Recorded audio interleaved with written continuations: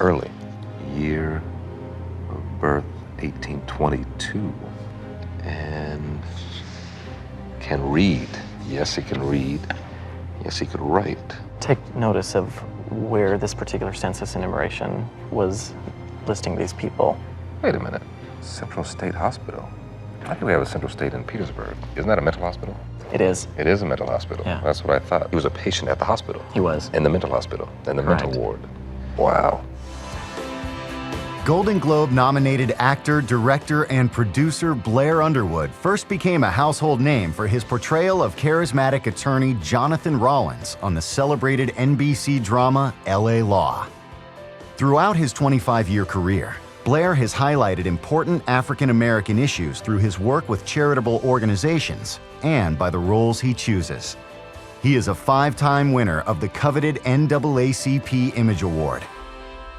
Blair lives in Los Angeles with his wife, Desiree DaCosta, and their 3 children, Paris, Brielle, and Blake. Family to me means everything. I think the only way I've been able to navigate through Hollywood is because there were roots placed and there was a foundation laid from the very beginning of my life. I attribute that to my parents. My father's a retired Army colonel, 27 years in the United States military. He was an Army officer in the 1960s, which was a rarity at that time. So he was a leader, he was a trailblazer, but that came from my grandfather, Ernest Underwood Sr., who was the second African-American police officer in Steubenville, Ohio. I would, in the broad strokes and generalized sense, would love to take my father back to Africa. In a more specific sense, I'd love to find out exactly where the Underwood lineage came from. But there's much more information I have about that side of the family that I just don't have on my mother's side. I'd love to learn more about my mother's mother, my maternal grandmother, Bessie Royal. I don't know much about her, and I adored her. She passed away when I was 16, and so I'd love to know more about that line. It's invaluable to have that information, to be able to pass that along. So I'm starting this journey at my parents' house in Petersburg, Virginia. My brother Frank Jr. has been working on the Underwood family tree for years. But before we dig into that side of the family, I'm hoping my mother can give me more details about my grandmother Bessie, and maybe even Bessie's mother. Mom, here's one thing I never knew much about. Your mother's mother, Ada White. Well, she passed when your grandmother was 8 years old, and that's a picture. That's why I love this picture. This is the only picture we have of Grandma, Bessie Royal, your mother, and her mother, Ada White. Who were her parents? Who's her family? And even her husband, Harry Royal. I know he grew up in Lynchburg, Virginia. What do you know about his parents? I don't know very much about them, and that I'd like to know. So Frank, I know you've been researching Dad's side, the Underwoods. What clues do you have for me? Like every family runs into a brick wall somewhere along the line. It might be 300 years ago, it might be 500 years.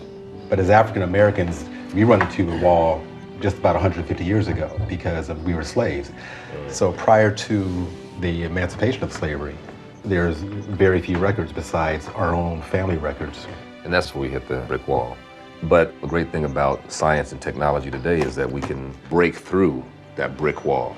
I mean, DNA testing where they give you a swab and you swab the side of your mouth and you can, through your DNA, at least know where your people originated down the paternal line, the Underwood side. So to kind of shatter this brick wall, I will mail this out and see where it takes us. Yeah. Well, that's exciting.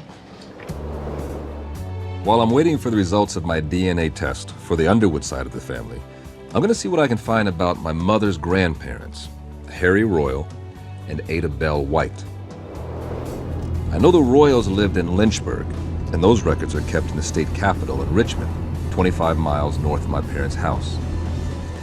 I'm starting my search at the Library of Virginia, where I'm meeting with Joseph Shumway, a genealogist who has already been digging through records looking for the Royals. Hello, Blair. Joseph? Joseph. How you doing? Nice to meet you. Welcome to the Library of Virginia. Thank you. Follow me. So, we're going to start with this. This is the marriage record for Harry Royal and Ada White, taken from the City of Lynchburg marriage registers. Oh, man. Let's see. Harry Royal, Yeah. Ada Bell White. Name of their parents, Ben and Fanny Royal, and the wife, Thomas and Mary White. Wow, never knew that, okay. I actually have another document here.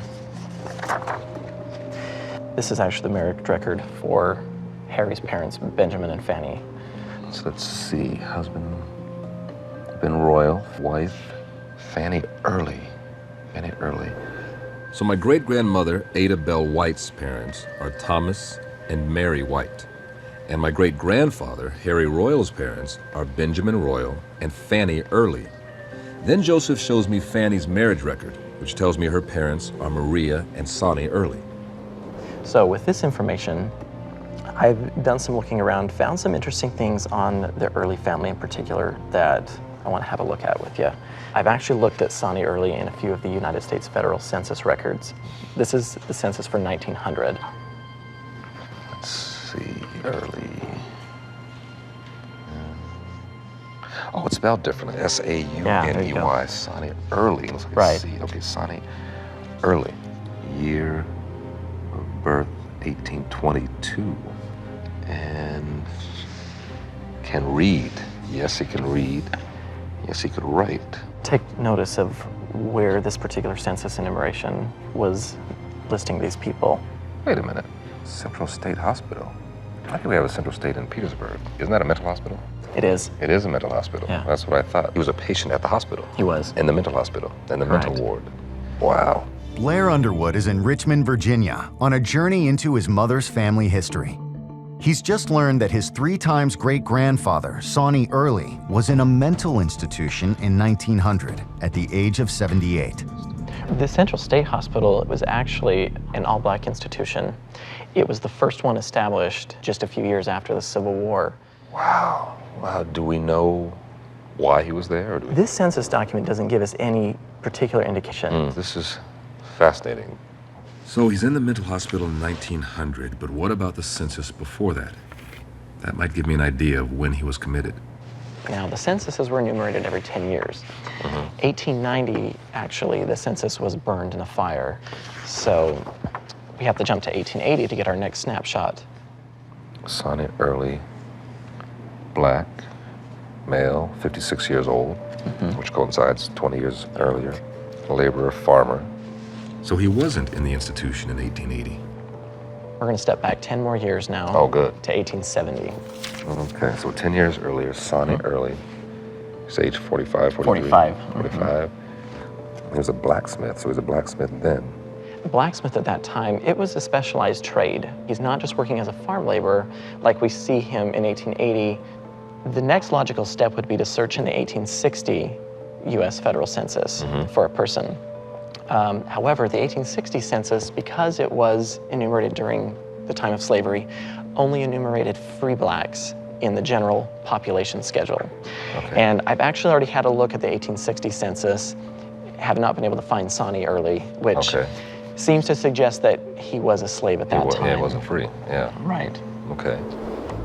Prior to emancipation, slaves were not listed by name in any census, only by number on a slave schedule as property of their owner, creating what is often referred to as the wall in the African American community, a historical void of information about their ancestors purely by omission. The only identifying characteristics in the slave schedule for someone like Sonny Early would have been sex, age, color, mental capacity, and literacy. So it seems Sonny probably was a slave. And like many African-American families, I've hit the wall. You know, it's funny, of course, you embark upon a path like this and you know the history of slavery and ownership and chattel slavery and all of that, but it always just chafes me.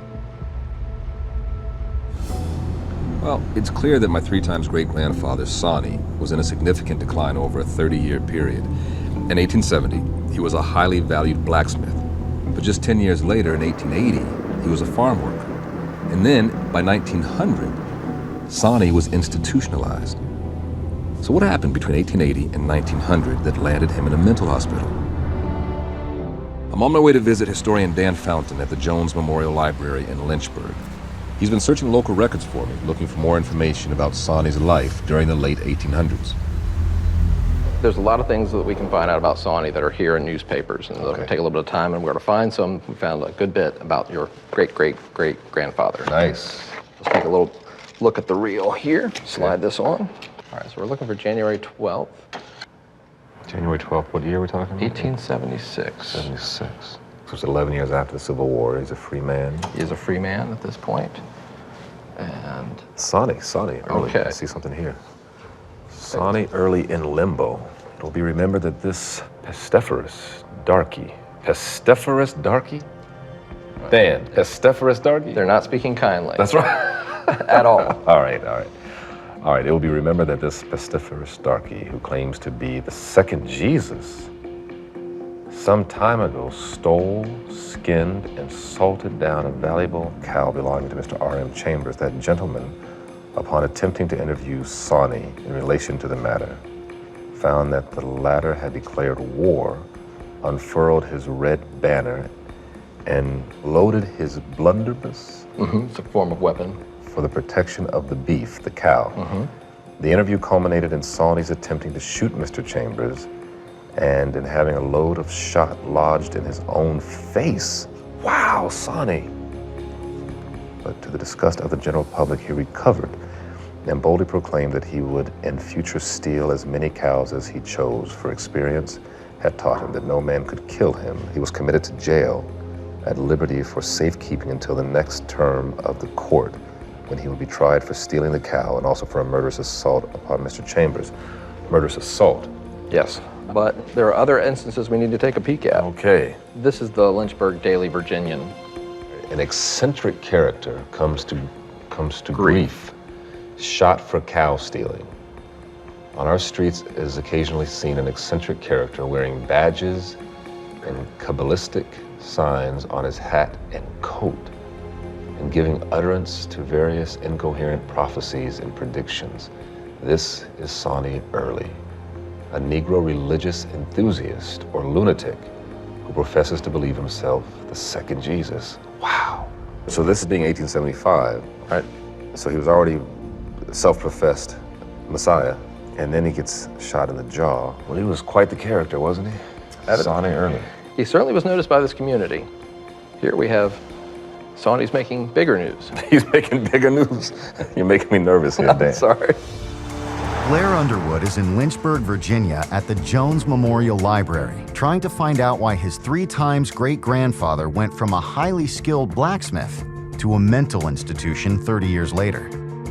Historian Dan Fountain has already shared the details of one incident between Sawney and his neighbors, but there's more. The New York Times, okay, this is Wednesday, January 23rd, 1884. Murders in the South of Lynchburg, Virginia.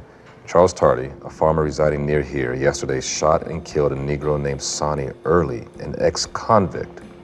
Early was cutting Tardy's timber, and when ordered to quit, attempted to brain Tardy with an axe, whereupon the latter, after due warning, drew a pistol and shot Early 3 times. Okay. They didn't kill him. He's not dead. He's alive in 1900, so that's not accurate. Right. Sawney got shot in the face 10, 11 years prior to this. Now he's getting Correct. shot 3 times. 3 times. We believe. In this case, another squabble with someone local over, in this case, timber rather than a cow. From that same incident in 1884, we want to take a look at Campbell County shooting case. Okay. Sawney Early, shot by Charles Tardy on Monday in Campbell County, is still living, with prospects of recovery. Mr. Tardy was examined by a magistrate and discharged, it being a clear case of self-defense. The colored people, as it is said, are dissatisfied with his release and are making threats of violence. Gives us a very clear indication that he's not isolated. He's not Right. off on the beaten path by himself. And something that will help us put all of this in context is to look at the geography behind all of these events that will help tie them all together. Oh, okay. We can do that? We can do that.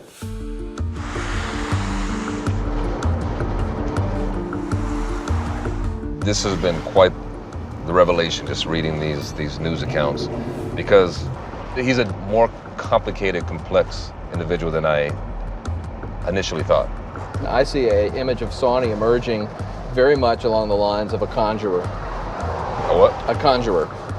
When you look at them, they are strikingly eclectic and eccentric in their appearance.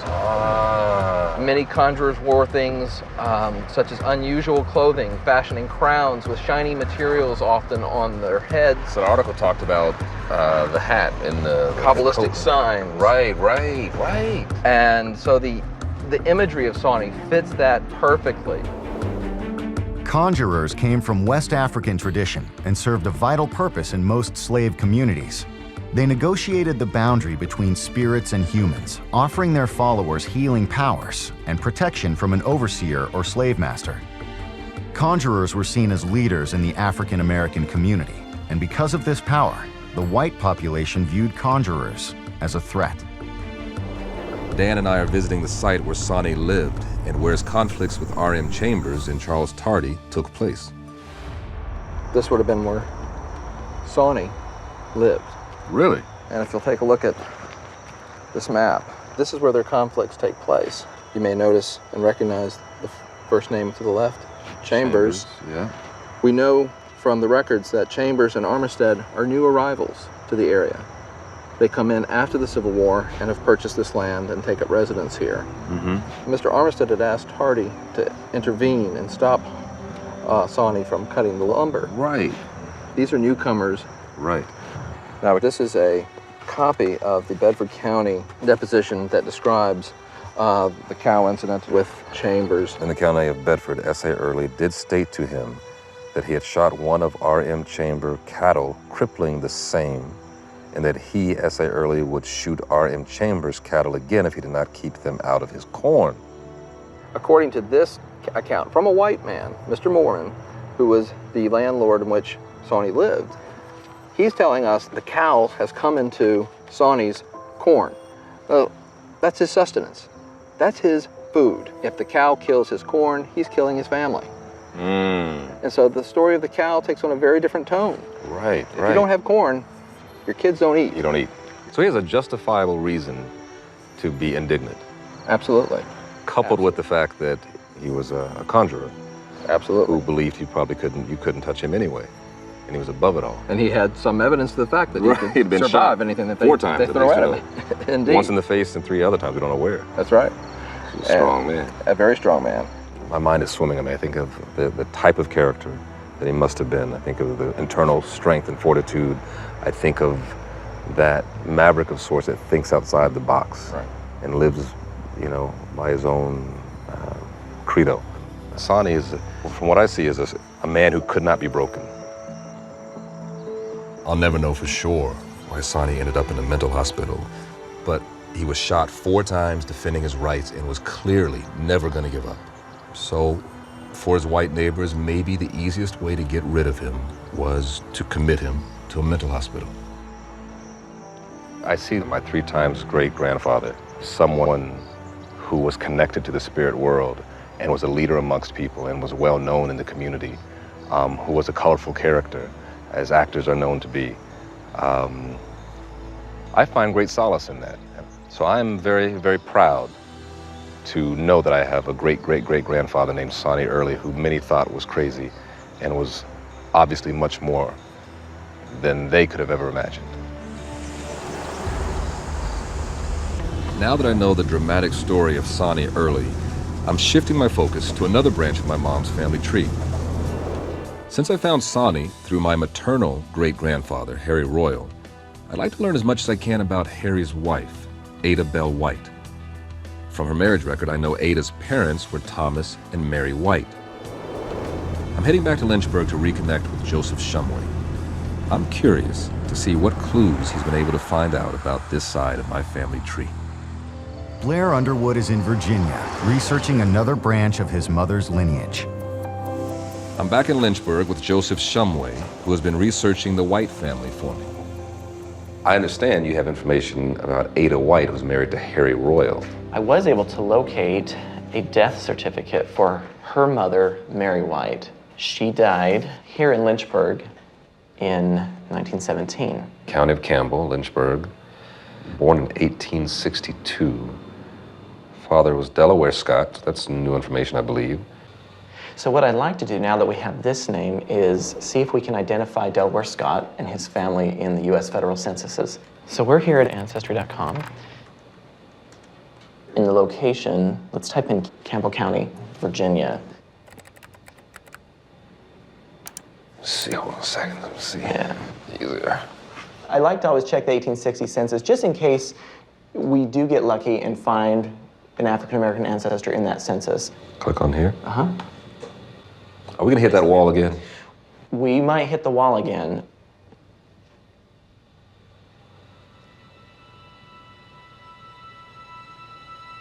Delaware, okay, Delaware Scott. If you go beyond 1870, unless you were a freed slave, you couldn't be found in an 1860 census, right? Right. So he's got to be free. Right. That's pretty incredible. So how did you become free? 35, male. Okay, so mulatto here. Right. Cooper? No, okay. Cooper, right. What is a Cooper? Cooper was a barrel maker. There was a lot of need for things to carry material in, so. Now, tobacco was big around here, right? I mean, anything. It was. Value of real estate.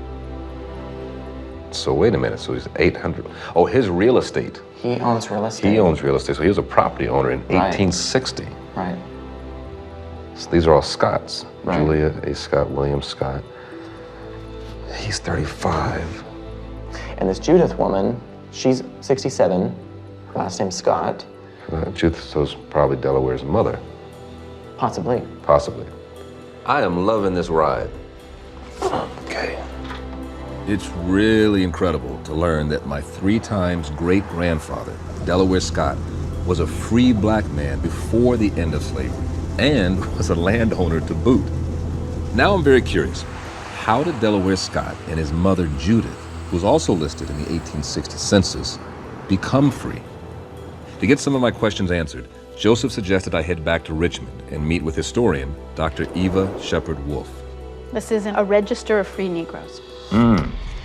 And in it are names of people who came to the county clerk to register and prove their status as free Negroes, and that was the terminology of the time. Right. So it's more than what you would get in a census, Sure. for example, because there are some personal details. Right. So we're in 1849. 11 more years.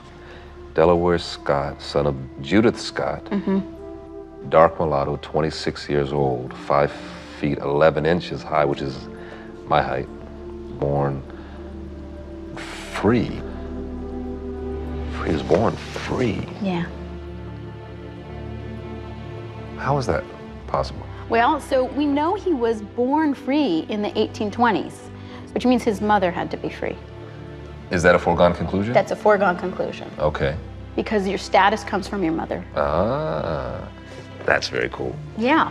So he was born free in He 18... was born free in 1823. Okay. And there were thousands of free blacks in Virginia in 1820. Thousands? Thousands. Because you often hear about freed blacks during that period of time. Right. In 1782, they passed a law that allowed anybody in Virginia who wanted to free a slave, as long as the slave was not a child and not elderly, which meant over 45, sorry to say, and if they did it by deed, so a deed like a deed that you would draw up to transfer land or something Right. like that, or by will. But this doesn't tell us anything about how his ancestors became free. We just know he was born free, which in fact Delaware was kept track of another time. And this one's from 1852. Amherst County Clerk's Office, September 5th, 1852. Delaware Scott, there he is. Born free in the county of Amherst of ancestors free before the first day of May 1806, so 50 years prior to this. Yes. So Delaware Scott's ancestors, your ancestors, free before 1806. That's extraordinary. First May 1806 refers to a specific law. It's actually very important that if you were freed after May 1st, 1806, you had to leave Virginia within 1 year. If they don't, they can be taken up by county officials and sold back into slavery. What? So the free black registers became, in addition to a way to just track people and kind of keep tabs on people, a way to make sure that people had a right to be in Virginia. These are also having to do with free Negro and slave records. You want to try to read that? This is to certify that I was acquainted with Amy Umbles sent years or 60 years or upwards. Or upwards. She had 2 daughters, Judd and Libby. I think it's Tabby. I think it's a T. Tabby. I think that's You're Judy. She married something Scott. That's an S and that's an L, so it's an abbreviation for Samuel. Okay, Samuel Scott. They were free persons of color. From my earliest acquaintance with them, I never heard their freedom called into question. So Judy, Delaware Scott's mother, married Samuel Scott. Gotcha. So okay. this then is your great-great-great-great-grandfather. So now you have Delaware Scott's parents, both of them. Right. Do we know why this is written? This is Guy Lee, a white man of some respect in the community, a tradesman, coming to say, I know this family. I'll vouchsafe for this family. I'll vouch for them. Right. Ever since I knew them, for more than 60 years, they were free, back to the 1790s now. So we were able to track all the way back to at least information to the late 1790s. Right. The free people in the 1790s. The free people in the 1790s. 1790s. Free people in Virginia. Yeah, 215 years ago. That blows me away. To have ancestors in the 18th and 19th centuries who were born free is a monumental discovery. I am so proud to be descended from this family. My 3 times great-grandfather, Delaware Scott, and his mother, Judith, both born free. And Delaware's father, Samuel, and his grandmother, Amy, who were living free in the Virginia South. It's remarkable. So we actually do know a little bit more about the Scott family, but it's not here. We have to go back to Lynchburg. We have to go back to Lynchburg? Gotta go back to Lynchburg. I can't wait. I'm hoping to find out more about Samuel Scott and his family, my family, and I'd like to be able to connect some more of these dots. Eva and I are going to the Court Street Baptist Church, the first African-American church of its kind in Lynchburg. Eva tells me the Scott family was instrumental in building this congregation. So if you remember, we saw that Judith, was married to a Samuel Scott. Right. And this is a stack of land deeds. This is all having to do with buying and selling land. It's really buying. Samuel Scott was buying land. Delaware Scott's father was buying land. Wow. Yeah. You know what year we're talking about? 1815. A free black man. A free who black owned man land who owned land. here in Virginia. Right. Do we know how many acres? Around 200. 200 acres? That's a lot. That's a lot of land. Yeah. And we have tax records. Ah, okay. So there are several columns here. And so you can see quite a few of the people have slaves that they're paying taxes on. All right, Samuel Scott. He had 2 slaves? So Samuel had 2 slaves. Yep, that's that He column. owned Right. his own slave. Blair Underwood is in Lynchburg, digging into his mother's deep Virginia family history. He just found out his 4 times great-grandfather, Samuel Scott, was free decades before emancipation, but he owned 2 slaves. I'm curious about the relationship between the free people of color and the slaves. Well, and I think it really varied from situation to situation and person to person. But we can actually learn more about them through the census records, because this just tells us that he had them. It doesn't tell us anything about them. Okay, this is the 1840 census. 1840 census. So you've seen another census where it lists everybody by name. And they don't list people by name here. Just the heads of household, which kind of shows how they thought of society. It was the head of household that was important. That mattered. But they were interested in the demographics, you know, Right. and what the ages of people are. Yeah, so we have Samuel Scott here, then we have slaves. They have 1 male slave, between 55 and 100. Yeah. Okay. So What does that there tell were us? 2 slaves in 1838. There weren't actually any slaves in the tax records before that. 2 in 1839. By 1840, there's only 1 slave, and that slave is over 55. If you're going to own slaves to work your land, you're not going to purchase somebody over 55. Okay. That's an old slave. That's an right? old slave. That's not somebody who's going to Okay. help you do it. So the most, and what I know statistically, is that most free black slave owners in Virginia owned family members. Now that is interesting. Free people of color would buy family members who were slaves in order to take care of them. Right, in order to Right. have them be able to live as free people. Remember, after 1806, if a slave is freed, that slave has to leave Virginia. After May 1st, 1806, right. If you're freed after May 1st of 1806, then you have 1 year that you can stay in Virginia. Get your stuff and get to stepping. And leave. Right. But if you're still a slave and you're Right. owned by your family You member, can stay. You can stay. And ideally, it's a family member who you love, you'll take care of them. Right. But their status will remain as a slave. Their status remains as a slave. You're blowing my mind right now. So you but it have- makes sense. You take care of your own. You take care of your own. But we know there were 2 in 1838. There were 2 in 1839. Now there's only 1. Right. And so we can guess that that other one might have been a similar age and might have died by this point, by 1840. So it's very possible that they were his parents. Yep. To me, it's beautiful and profound and eye-opening because it's part of my history. Phenomenal. The fact that he took care of his family like that, because family to me has always been the most important thing in my life. So you take care of your own. Yeah. You look out for your own. Yeah. And I see that he did that. I look at now my 4 times great-grandfather, Samuel Scott, the fact that he was looking out for these people and taking care of them. It's empowering to know that. What else has been illuminating is that there are such deep roots in this state of Virginia that I had no idea about. So now it makes sense why I feel like such a Virginian. Unfortunately, this is where the trail for the Scotts ends. And while I got nearly 100 years further back than most, I finally hit that wall. There aren't any more records that can tell me how Samuel Scott and Amy Umbles became free. But my mom is really gonna love learning all this information about her family.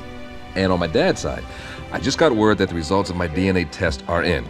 So I'm meeting with Dr. Kenneth Shaheen here in Lynchburg. A good way to think of your DNA is links on a very long chain. And so what we're able to do is read approximately 700,000 links. So it gives us sort of a unique DNA fingerprint, if you will. So the first thing we found was that your DNA is comprised of approximately 74% African DNA and about 26% European DNA. Now, that may be a surprise, but as it turns out, most African Americans have a significant portion of European DNA. And your 26% actually is fairly typical. I wouldn't say it's high and I wouldn't say it's low. So you're in that normal range, okay? So when we look at your European DNA, what we find is that you're most closely related to people that come from the region of France, Switzerland, and Germany. Oh, that's hilarious. Why is that? Well, it's hilarious because I've always felt a connection to France especially. Got engaged in Paris, named our first child after the city of Paris. African first, I've always said that. Africa first, and then French culture. I don't know why, never knew why. That's interesting. So then, we did the same thing to the African. And what we find here is that you're associated with several tribes that are predominantly found in the western part of Africa. So then we did one more thing. Okay. We asked, where would we find your closest DNA matches? And when we did that, what we found was a gentleman who's your cousin. What? We've compared your DNA to his, okay? Right. And clearly you shared a common relative on the paternal side, right around 1600 or 1700 and the slave trade. So my cousin is Eric Sonjowo. Right. From Babungo? Babungo, Cameroon. Babungo, Cameroon. We had Eric in a database, which is why we were able to compare your DNA fingerprint to his. It's mind-boggling. It is absolutely mind-boggling. We've made contact with him, and he is looking forward to meeting you and introducing you to his father and the rest of his family. I'm going to Cameroon? Absolutely. Yes! Yes! That blows me away. Blair Underwood is in Africa, fulfilling his lifelong dream of taking his father to their ancestral homeland. Blair and his father are on their way to meet Blair's distant cousin Eric and Eric's father in the tiny village of Babungo, where the family is awaiting the Underwoods' arrival. Wow. Wow. Isn't that something? Looking like family for real. Wow. This is amazing. You Eric? Eric? Yeah, man. Oh, man. Man, it's good to see you. Come here, man. Come here, brother. Oh, thank you. Good to see you, buddy. Thank you so much for making this happen. This is amazing. This is amazing. Where's your father? Which one is your father? This is my father. This is my father. Family.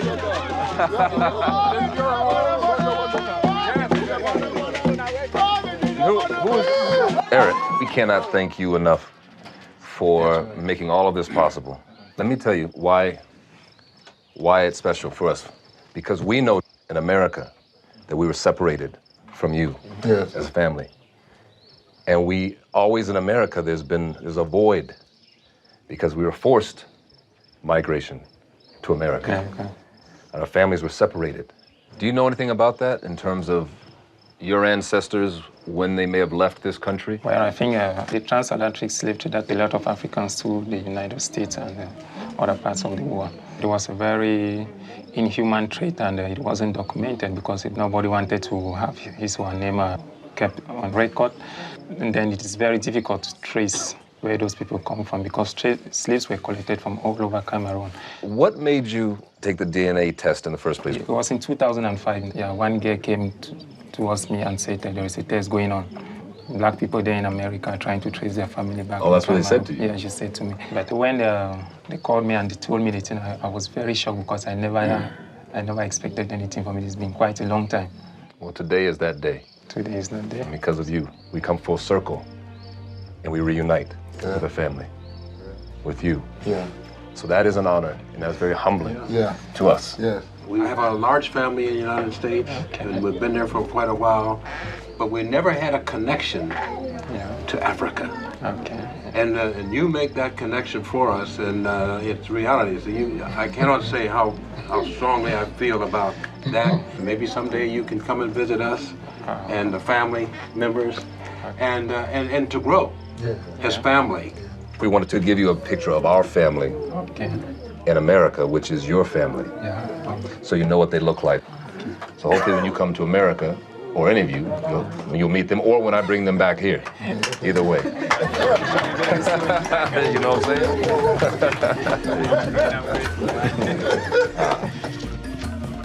The journey has been much more than I ever expected.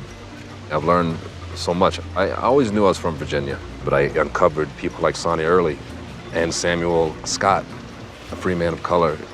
These are proud, dignified people on both sides. So what I will share with my children is you come from a long line of people with these values. To actually be able to travel all these miles and to meet my cousin face to face, it's the family coming full circle. It's reuniting the family that was broken. I feel as though certain voids are filled that I never realized I had. But for me, we're African, not because we're born in Africa, but because Africa was born in us. Or who I thought I was when we started this odyssey is different than who I know I am today. It's been incredible.